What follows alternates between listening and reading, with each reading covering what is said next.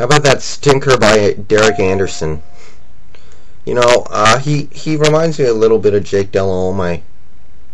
I do think he is a little overrated. I mean, he benefits a lot, a lot from the talent around him. I mean, you got Braylon Edwards, Jamal Lewis, Kellen Winslow, Joe Thomas, Eric Steinbeck, Joe Jaravicius. I don't know.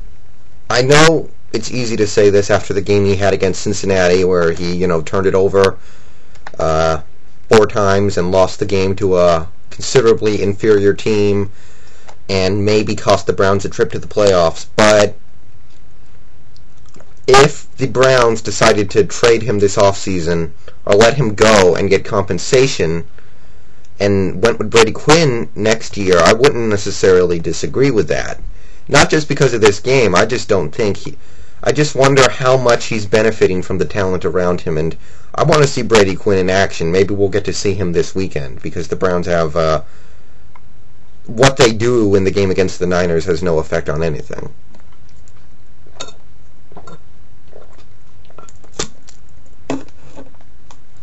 And it's obviously a disappointing game, and it might cost Cleveland some playoff football. It's completely out of their hands now. But I do think they're going to get in, but this makes it really hard. This makes it real hard, and, obviously the first guy you blame is Derek Anderson. He just put up a complete stinker. And really the team around him I felt played pretty well. It was all on him, and I guess there are other people you could potentially blame, but this was all about him today. As for the Bengals, it would be nice to end the season with a couple wins, and they should be able to do that. Kenny Watson is looking real good. Looks like Rudy Johnson's being phased out of the offense. Their lack of production in the passing game is a big concern, because they just could not pass the ball at all and almost seemed to not even try that hard for much of the game. But, they did win. They forced turnovers and made some plays defensively, and that's what they're looking for. Jacksonville's thwomp on Oakland was amusing to watch.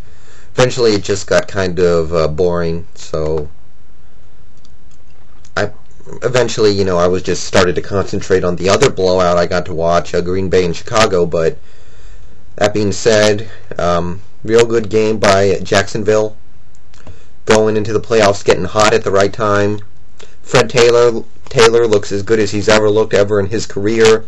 Maurice Jones-Drew is making plays here and there. He's having a bit of a sophomore slump, but he can still play. He's making a couple of nice plays here and there. David Garrard, Mr. Efficiency, as always making just enough plays to help his team win. Finding these little to no name receivers like Ernest Wolford and Reggie Williams and Matt Jones.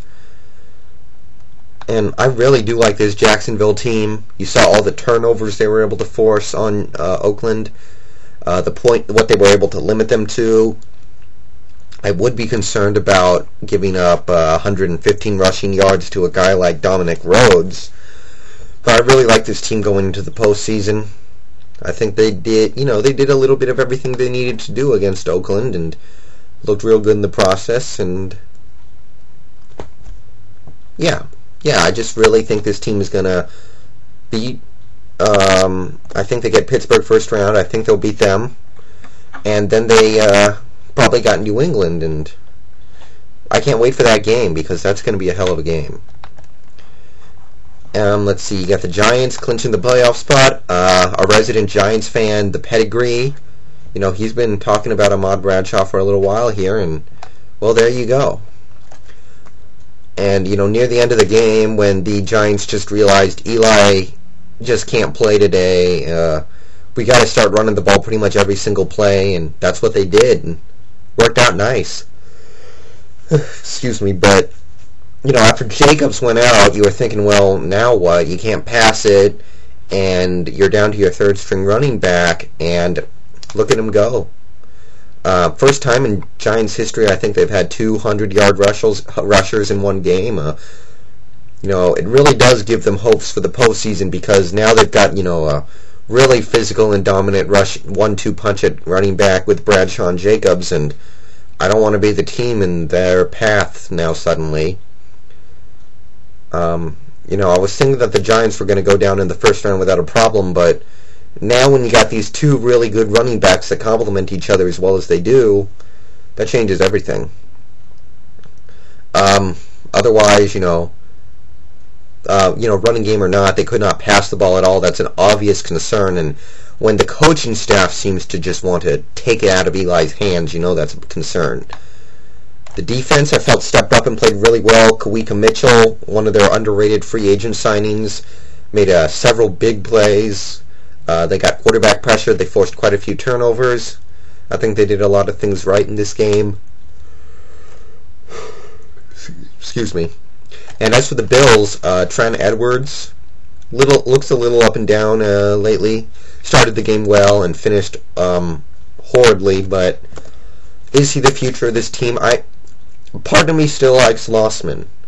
I've always kind of been a Lossman fan, and I've always felt that he can make something of himself, but after a game like this, you have to wonder if maybe this offense is just doomed from the get-go. Other than that, Marshawn Lynch went over 1,000 yards. Big ups to him because, he's a rookie that kind of slipped through the cracks a little bit, I felt. So I didn't know how good he would be, but he's become a real player. Lee Evans has turned it up a little bit to end the season. And, that defense, it doesn't have some big flashy names, but it does seem to make a lot of plays. They're just very fast and know how to be in the right place at the right time. So there's hope yet for Buffalo. The Lions over the Chiefs.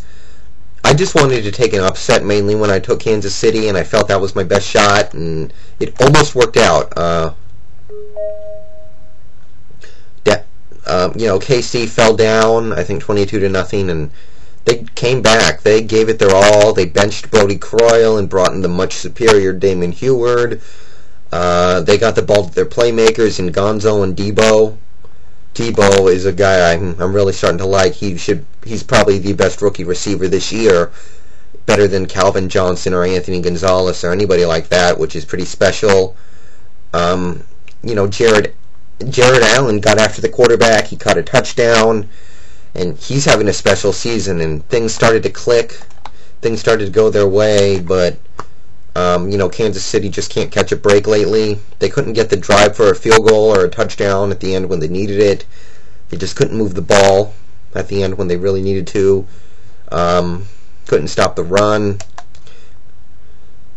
And how a team goes from 4-3 to 4-11 is just beyond me. It's really crazy. And those two defensive tackles on Detroit, oh man, they were just destroying the Chiefs in this game. It was a bloody sight. Bloody sight. Eagles get their revenge over the Saints. It doesn't mean much now, but it almost completely knocks the Saints out of contention. It's revenge for them. It allows them to possibly finish up the season 8-8. And Donovan McNabb lit things up, which is a great sign for them because they need to figure out if they're going to keep him or not. Westbrook had a good game. Kevin Curtis went over 1,000 yards. Their playmakers made some plays. Reggie Brown. Stellick, their second-string tight end, is showing some nice flashes. Defensively, Stuart Bradley, one of their young linebackers, is looking like a player. And that's all. Those are all things that they need right now that they're out of the playoffs and need to look for the future. And the Saints, with Mike McKenzie on IR now, their best cornerback is Jason David. And I think that tells you all you need to know about this team because Jason David is probably about as good as a tackling dummy. Things just didn't come together for them. I picked them one of the few times I picked against the Eagles, and that didn't work out. Offensively, they did some things right, but turned it over near the end and just couldn't get that big play when they needed it. And defensively, they just looked a little helpless out there, and that's kind of the story of the Saints this year. And they're not dead yet, but I don't think they'll beat Chicago, so I think it's kind of moot.